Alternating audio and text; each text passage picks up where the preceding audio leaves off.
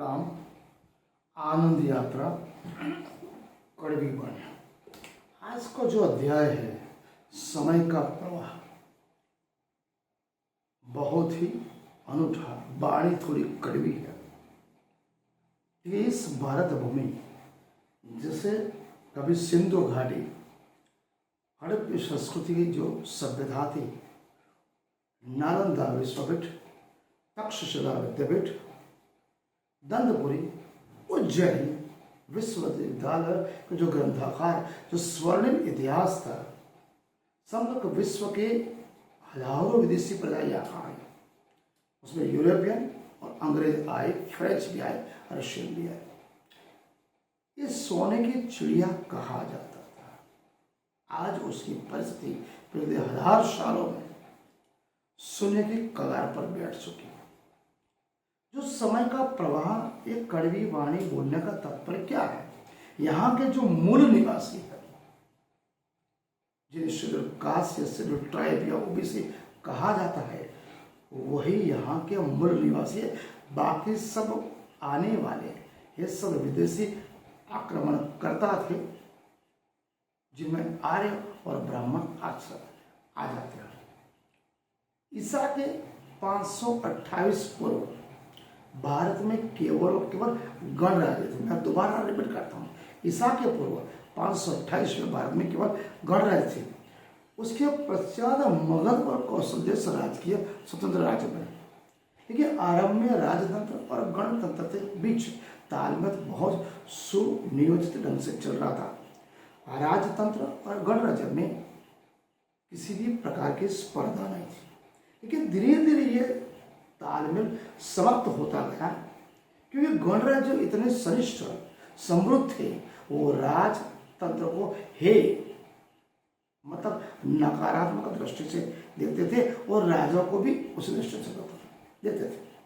इसलिए कौशल राजा प्रसन्नजित, मगध और कौशल दो ही राजा थे। राजतंत्र उसका जो राजा था प्रसन्नजित, वो शाक्य कुमारी से विवाह करना चाहता था। और प्रसन्नजित और शाक्य कुमारी के राजा थे, उनके वृक्ष संबंध अच्छे थे। जैसे आज केंद्र शासित प्रदेश है दिल्ली राजधानी है। शाक्यों को राजतंत्र से नफरत थी, उनकी प्रणाली से नफरत थी। इसलिए वो राजतंत्र में राजा को नाराज करना नहीं चाहते थे। इसलिए शाक्य वंश के राजाओं ने अपने एक दासी वासकतिया नामक दासी को कौशल देश के राजा प्रसन्नजित से हमारी राजकुमारी है ऐसा समझ के विवाह करा दिया। उस विवाह के पश्चात प्रसन्नजित को जो राजकुमार हुआ, उसका नाम था विडम्ब रखा गया। वो राजतंत्र मगध और कौशल का कैसा था? वही राजकुमार ने अपने पिता प्रसन्नजित को कारावास में डालकर राज्य हत्या लिया। ये राजतंत्र की गुण बनो, अवगुण बनो या दुर्गुण बनो। और 325 ईसा के पूर्व यूनान के महान शासक सिकंदर ने भारत के ऊपर विश्व विजेता बनने के लिए भारत पे आक्रमण किया। प्रथम वो मगध देश के महान प्रताप राजा धनानंद से उसका युद्ध हुआ। उस युद्ध में वो पराजित हुआ, लेकिन उसके पश्चात धनानंद को चाणक्य और उनके शिष्य चंद्रगुप्त मौर्य से हार का सामना करना पड़ा।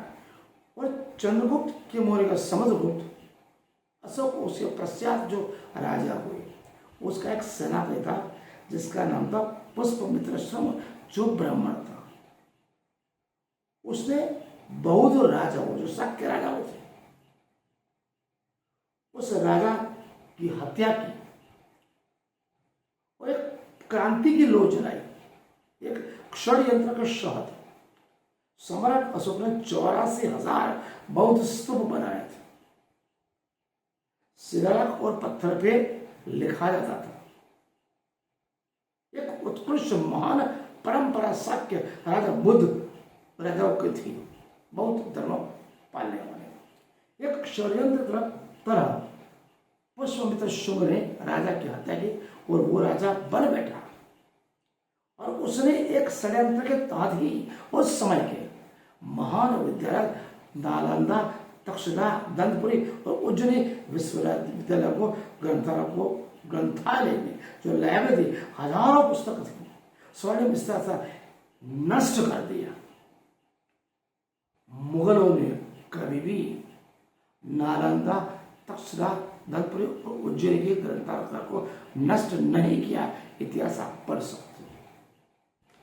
जिन महान शासकों के वंशजों बुद्ध, शाक्य, महाराजा को ब्राह्मण लोग चमार कहते थे, गाली देते थे, उनके पराक्रमी पुरखों का इतिहास इस प्रकार दबाया गया है, जलाया गया है, ताकि उनके जो वंशज आए वो अपना स्वर्णिम इतिहास जान न सके।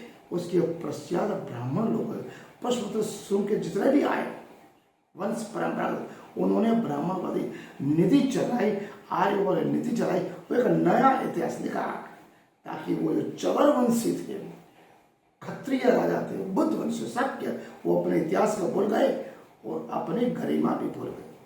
समय के प्रभाव के साथ साथ भारत में गणराज्य खत्म हो गया।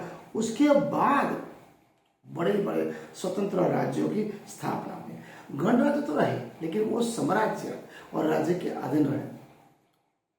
उसका एक कारण था कि जितने भी आक्रांत आए, उस आक्रांत में सबसे बड़े सिकंदर आया तो ये साम्राज्य की स्थापना के उदय उसके पश्चात गिना जाता है। इसके कारण बुद्ध परंपरा में समग्र विश्व में बुद्ध परंपरा चल रही थी, बुद्ध पंथ चल रहा था, नीति नियम चलते, हजारों प्रचारक थे, 84,84,000 बुद्ध स्तूप जलाए तोड़े गए, हजारों बौद्ध भिक्षुकों को मारा गया, काटा गया। पुष्यमित्र शुंग स्पष्ट कहता था, अगर आप 5 बौद्ध भिक्षुक मारोगे आपको 50 स्वर्ण मुद्राएं मिलेगी। मतलब एक भिक्षु के 10 स्वर्ण मुद्रा थी। हजारों आर्य ब्राह्मणों ने उनको काटा और बौद्ध परंपरा को नेस्तनाबूद किया।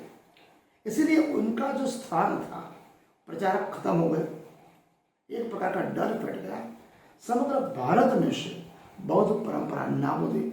उनका जो स्थान था, धर्म प्रचार का स्थान, कालांतर में ब्राह्मणों और पुरोहित ने ले लिया। परिणाम ये हुआ कि भारत का गणतंत्र नेस्त नाबूद हो गया, उसका गौरव समाप्त हो गया। इतिहास पढ़ने की जरूरत है, केवल गूगल और यूट्यूब पे विश्वास न करके हमारी जो परंपरा इतिहास है जो लिखा हुआ है, इसके पूर्व का 5,500 साल का 2,500 साल बुद्ध के बाद सब लिखा गया। कुछ कहानियां, कुछ धर्म ग्रंथ, लिखी हुई कहानियां, लघु ग्रंथ है। आप समझदार हो, पढ़े लिखो, षड्यंत्र को समझो कि आज भारत कहाँ जा रहा है।